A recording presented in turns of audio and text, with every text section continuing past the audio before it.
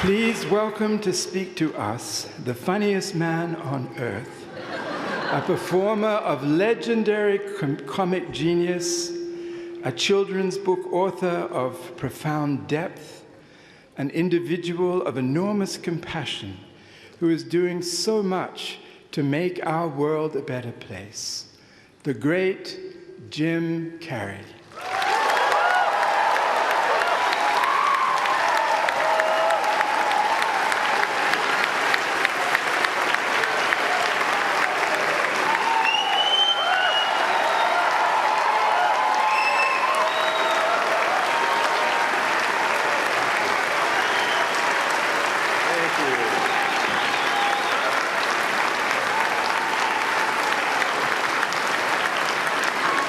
What are you sitting down for? I was going to milk that for a while. You guys can stretch that out in post, right? You can make that longer in the edit. Thank you, Bevan. Thank you all. Jai Guru Dev.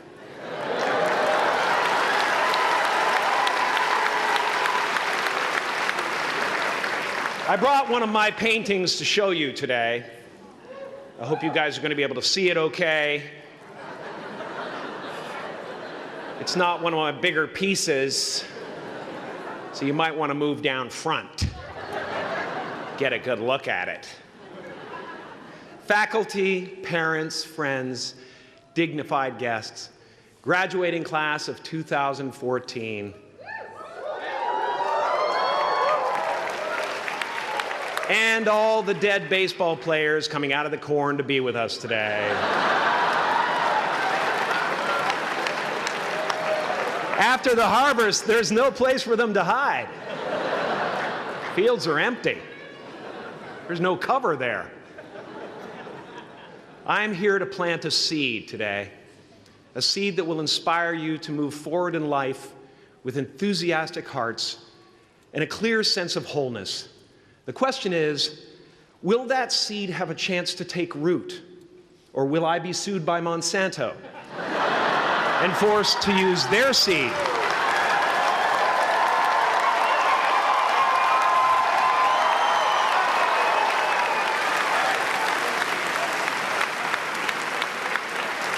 Which may not be totally Ayurvedic.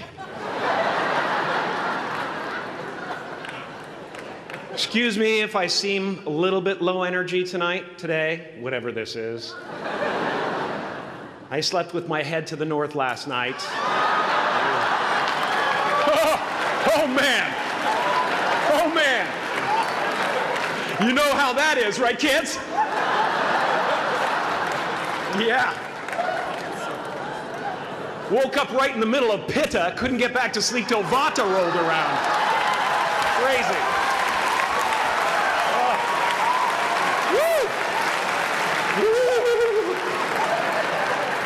But I didn't freak out, you know. I used that time to eat a large meal. Connect with someone special on Tinder. Because life doesn't happen to you, it happens for you. How do I know this? I don't, but I'm making sound, and that's the important thing. That's what I'm here to do. Sometimes I think that's the only thing that's important, really, you know? It's just letting each other know we're here. You know? Reminding each other that we're part of a larger self. I used to think Jim Carrey is all that I was. Just a flickering light, a dancing shadow, the great nothing masquerading as something you can name. Seeking shelter in caves and foxholes dug out hastily, an archer searching for his target in the mirror, wounded only by my own arrows, begging to be enslaved, pleading for my chains, blinded by longing and tripping over paradise.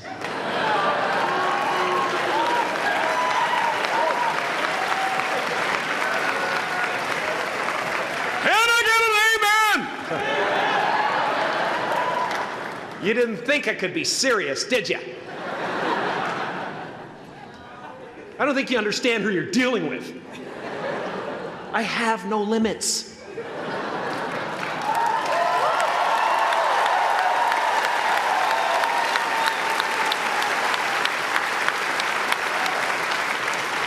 I cannot be contained because I'm the container. You can't contain the container, man. You can't contain the container. I used to believe that who I was ended at the edge of my skin, that I had been given this little vehicle called a body from which to experience creation. And though I couldn't have asked for a sportier model, it was, after all, a loaner and would have to be returned. Then I learned that everything outside the vehicle was part of me too. And now I drive a convertible.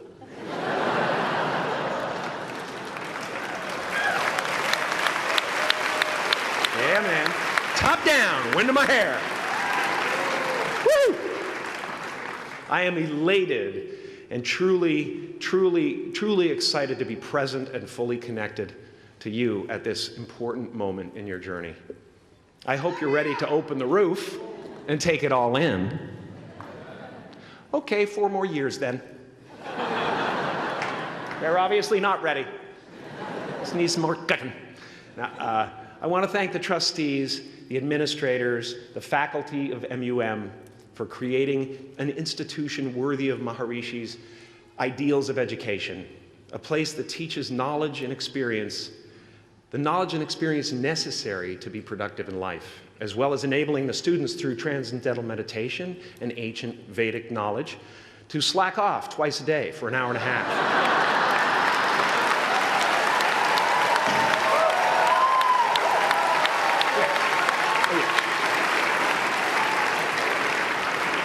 Don't think you're fooling me. But I guess it has some benefits. It does allow you to separate who you truly are and what's real from the stories that run through your head. You have given them the ability to walk behind the mind's elaborate set decoration and to see that there's a huge difference between a dog that is going to eat you in your mind and an actual dog that is going to eat you.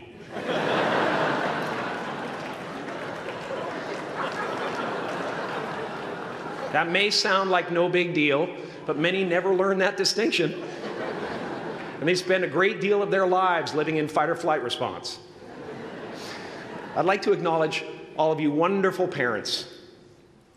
Way to go. What a fantastic job you've done. For your tireless dedication, your love, your support, most of all, for the attention that you paid to your children. I have a saying, beware the unloved, because they will eventually hurt themselves or me. But when I look at this group here, you know, I feel really safe. I do. I'm just going to say it. My room is not locked. My room is not locked. No doubt some of you will turn out to be crooks.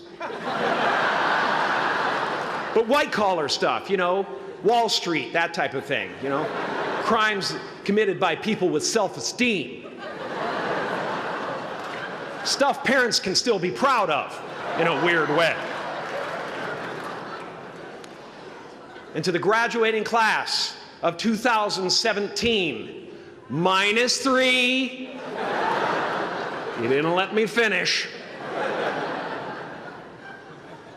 Congratulations. Yes, give yourself a round of applause, please. Please.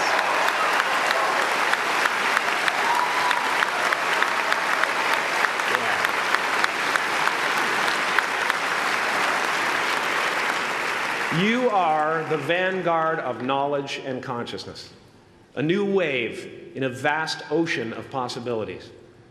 On the other side of that door, there's a world starving for new ideas, new leadership. I've been out there for 30 years. She's a wildcat. Oh, she'll rub up against your leg and purr until you pick her up and start petting her, and then out of nowhere, she'll swat you in the face. It can be rough out there, but that's okay, because there's soft serve ice cream with sprinkles. I guess that's what I'm really trying to say here today. Sometimes it's okay to eat your feelings. Now, fear is going to be a player in your life, but you get to decide how much. You can spend your whole life imagining ghosts, worrying about the pathway to the future, but all there will ever be is what's happening here, and the decisions we make in this moment, which are based in either love or fear. So many of us choose our path out of fear disguised as practicality. What we really want seems impossibly out of reach and ridiculous to expect, so we never dare to ask the universe for it. I'm saying I'm the proof that you can ask the universe for it. Please.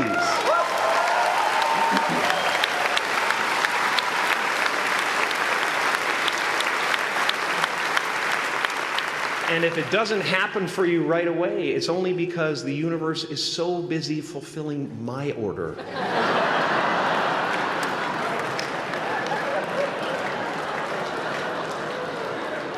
Party size!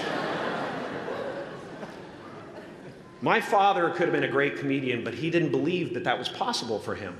And so he made a conservative choice. Instead, he got a safe job as an accountant. And when I was 12 years old, he was let go from that safe job. And our family had to do whatever we could to survive. I learned many great lessons from my father, not the least of which was that you can fail at what you don't want. So you might as well take a chance on doing what you love.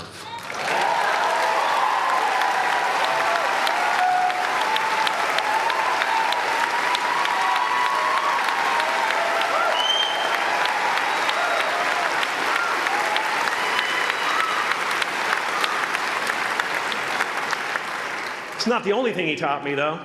You know, I watched the effect of my father's love and humor and how it altered the world around me. And I thought, that's something to do. That's something worth my time. It wasn't long before I started acting up. You know, people would come over to the house and they'd be greeted by a 7-year-old throwing himself down a large flight of stairs. They would say, "What happened?" And I would say, "I don't know. Let's check the replay." I'd go back to the top of the stairs and come back down in slow motion.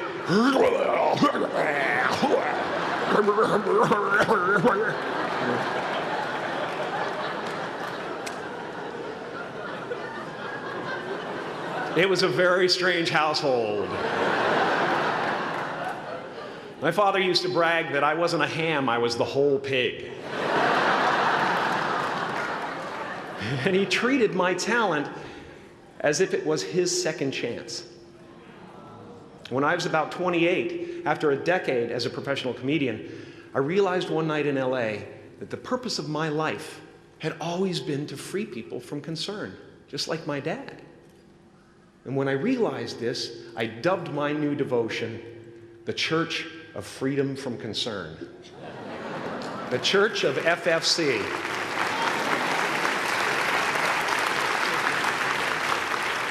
And I dedicated myself to that ministry. What's yours? How will you serve the world? What do they need that your talent can provide? That's all you have to figure out. As someone who's done what you're about to go and do, I can tell you from experience, the effect you have on others is the most valuable currency there is.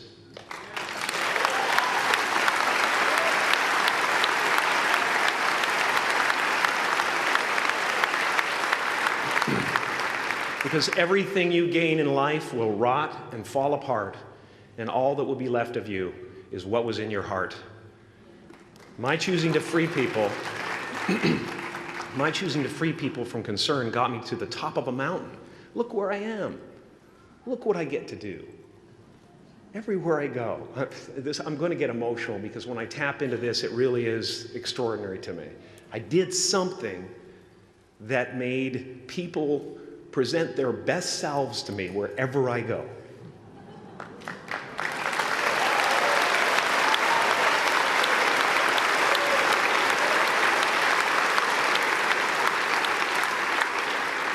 I am at the top of the mountain, and I was, and the only one I hadn't freed was myself, and that's when my search for identity deepened.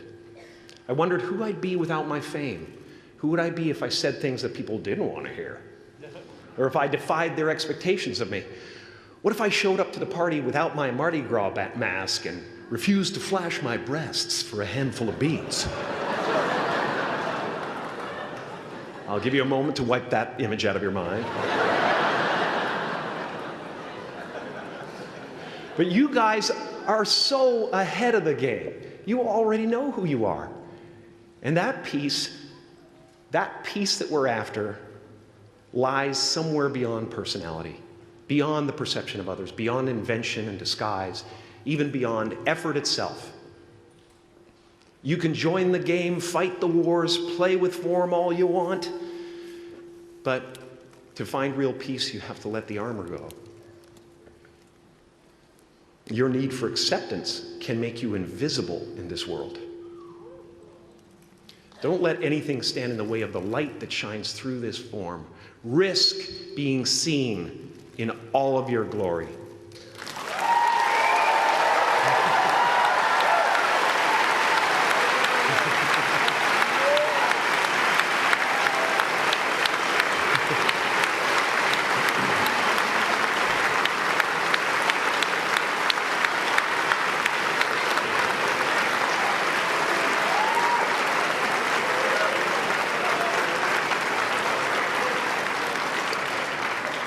It's not big enough.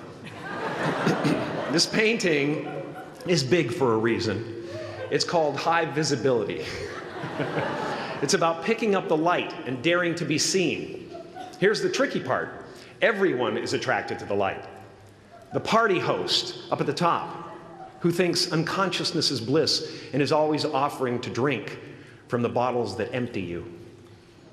Misery below her. Despises the light, can't stand when you're doing well, wishes you nothing but the worst. The Queen of Diamonds, under him, needs a king to build her house of cards. And the hollow one down bottom there will cling to your leg and say, please don't leave me behind, for I have abandoned myself. Even those who are closest to you and most in love with you, the people you love most in the world, will find clarity confronting at times. This painting took me thousands of hours to complete. And when I was finished, thank you, thousands of hours, yes. I'll never get them back. I'll never get them back. I worked on this for so long. I was weeks and weeks like a madman alone on a scaffolding. And when I was finished, one of my friends said, this would be a cool blacklight painting. So I started over.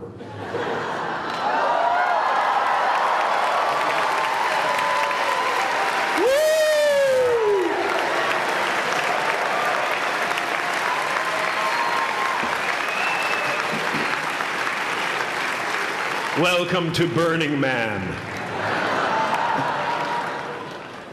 Some pretty crazy characters up there, but better up there than in here. You know, painting is one of the ways, thank you. Painting is one of the ways I free myself from concern, a way to stop the world through total mental, spiritual, and physical involvement. But even with that comes a feeling of divine dissatisfaction, because ultimately, we're not the avatars we create. We're not the pictures on the film stock. We are the light that shines through. All else is just smoke and mirrors, distracting, but not truly compelling. I've often said that I wished people could realize all their dreams and wealth and fame, and so that they could see that it's not where you're going to find your sense of completion. Like many of you, I was concerned about going out into the world and doing something bigger than myself, until someone smarter than myself made me realize that there is nothing bigger than myself.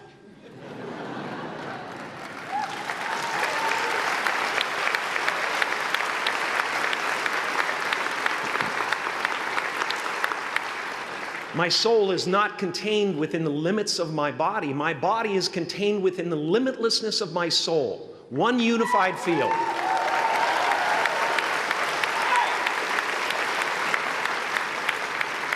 One unified field of nothing, dancing for no particular reason, except maybe to comfort and entertain itself.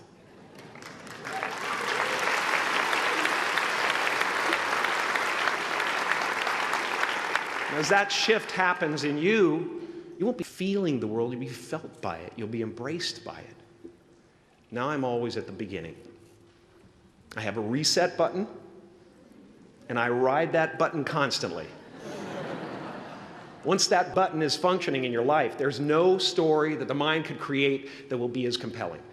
The imagination is always manufacturing scenarios, both good and bad, and the ego tries to keep you trapped in the multiplex of the mind.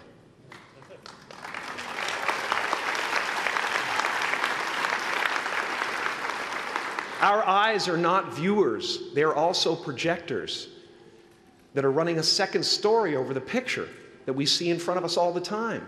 Fear is writing that script, and the working title is, I'll Never Be Enough.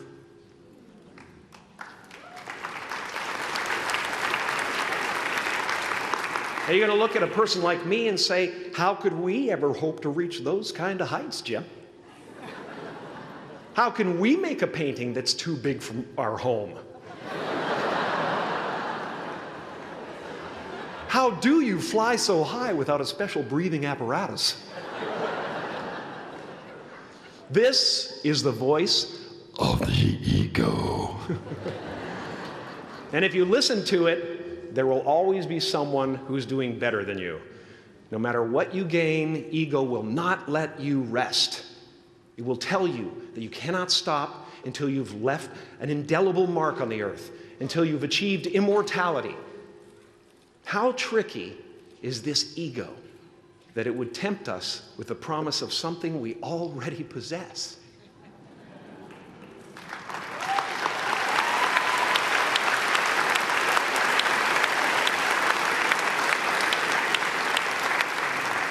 So, I just want you to relax. You know, that's my job. Relax and dream up a good life. I had a substitute teacher from Ireland in the 2nd grade that told my class during morning prayer that when she wants something, anything at all, she prays for it and promises something in return, and she always gets what she wants. Well, I'm sitting at the back of the classroom, you know, thinking, wow, my family can't afford a bike, you know. So I went home and I prayed for one. And I promised I would recite the rosary every night in exchange. Broke that promise. But 2 weeks later, I got home from school to find a brand new Mustang bike with a banana seat and Easy Rider handlebars. Yeah. From fool to cool. My family informed me that I had won the bike in a raffle that a friend of mine had entered my name in without my knowledge whatsoever. So that type of thing has been happening to me ever since. As far as I can tell, it's just about letting the universe know what you want and working toward it while letting go of how it comes to pass.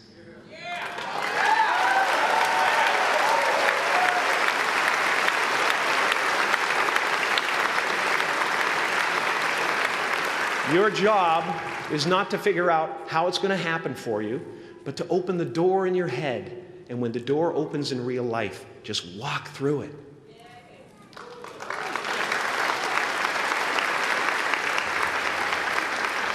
And don't worry if you miss your cue, because there's always doors opening. They keep opening. And when I say life doesn't happen to you, it happens for you, I really don't know if that's true. I'm just making a conscious choice to perceive challenges as something beneficial so that I can deal with them in the most productive way. You'll come up with your own style. That's part of the fun. Oh, and why not take a chance on faith as well?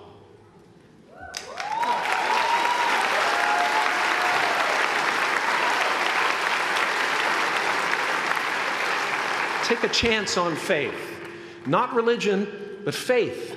Not hope, but faith. I don't believe in hope. Hope is a beggar. Hope walks through the fire, and faith leaps over it.